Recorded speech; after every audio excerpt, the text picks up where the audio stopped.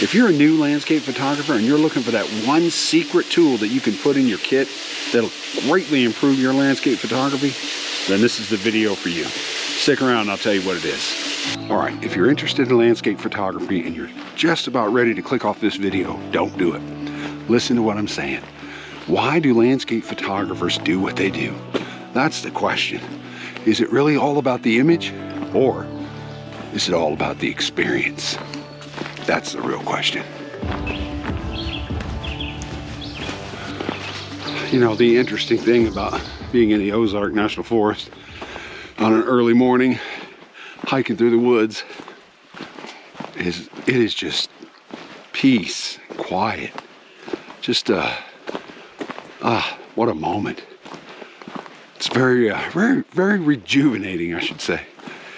And you know, it doesn't matter whether you, I've said this a million times, it doesn't matter whether you come away with a good image or not. I mean, I'd like to come away with an award winner, but nevertheless, it's all about the experience. And you know, when it's all said and done, it's the journeys that we remember. It's the travel, the experiences in life that are most important.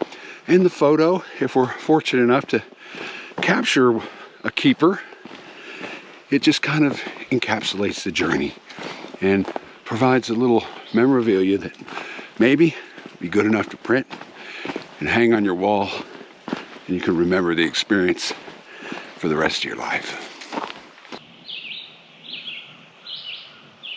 You know, all these years of hiking through forests, I've never encountered a black bear. I know they're here, but I've never encountered one.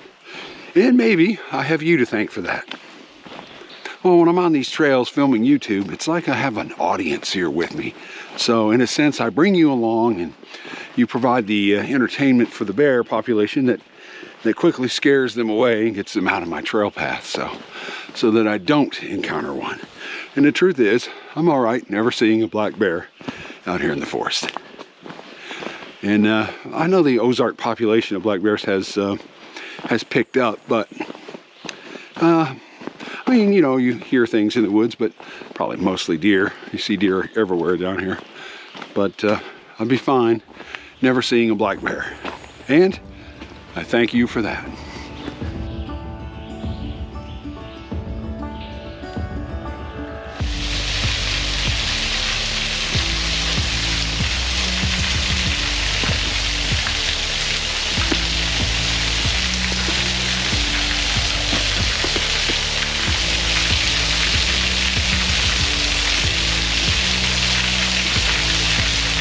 I don't know if there's an image to be had here. Based on what I was seeing coming in, it didn't look like it was going to be much. And really, it's kind of better than I thought it was going to be. But some nice ferns around this fall. I may capture an image, I don't know. Look around and see what kind of comp I can come up with. This is an easy fall to get to. About a mile hike in. And in better conditions, I think this could be spectacular. But not too much water, just the right amount.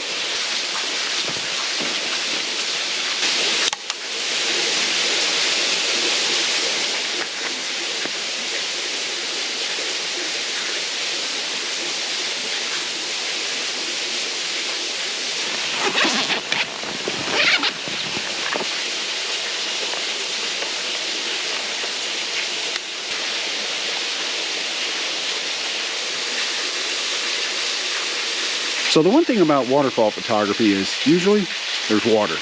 And I don't mean to be funny, but what I really mean is when there's water, there's glare. And that glare reflects off the rocks, or the water surface. It even reflects off of leaves with water droplets that are on leaves. And it provides, or it gives off a light that's just not flattering. You lose some of the color. It makes a leaf almost white.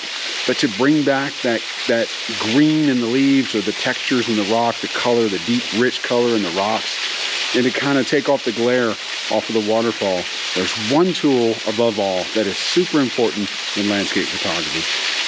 and that's a circular polarizer. If you're new to landscape photography, that's the one thing I would recommend, in addition to a tripod, that you put in your tool bag.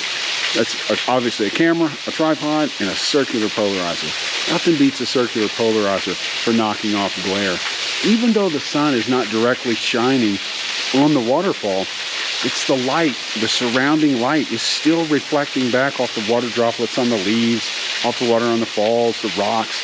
And that circular polarizer just cuts that glare off. It just makes for a much more pleasing image, a deeper, richer colors.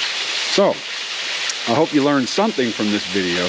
And anyway, maybe you can put that in your tool bag and take it with you. All right, so I captured an image. I'm not sure how great it's going to be. I mean, the composition looks good. I used, I'll walk you through my framing here.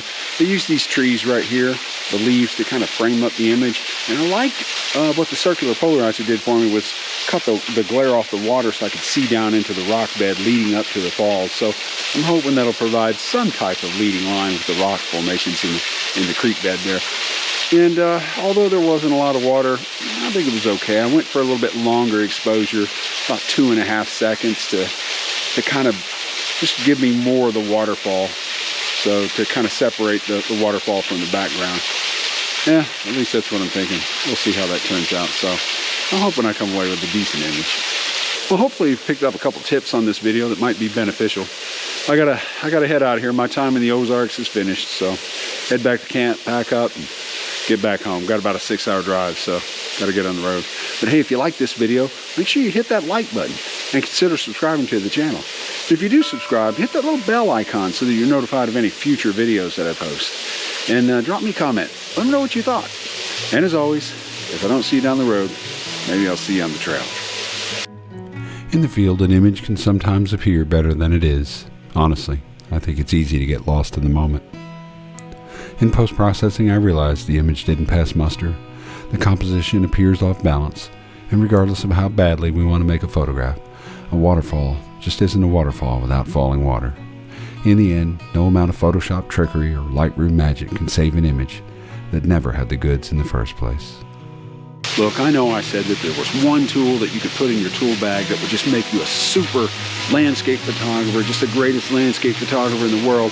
Maybe I didn't say all that, but I was thinking that, and I said it was a circular polarizer, but the truth is there's one more, and I just thought about it as I was packing my gear up, and that is the feet on this tripod. These claw feet are absolutely incredible. I mean, if you're a waterfall photographer, these are the best. And I think that these rival Glenn Samuel's spikes. Glenn, if you're watching, buddy, I'm telling you, these claw feet, they're the best. They may not sink into the ground like your claws, or excuse me, like your spikes, but man, they grip rock. They are just masters. I cannot believe that I waited years to put these on my tripod. So, with a circular polarizer and a tripod and a camera and a tripod with these claw feet, you, my friend, are going to be the greatest landscape photographer in the world. And if you do become the greatest landscape photographer in the world, make sure you give me a holler so I can follow you on Facebook. Anyway.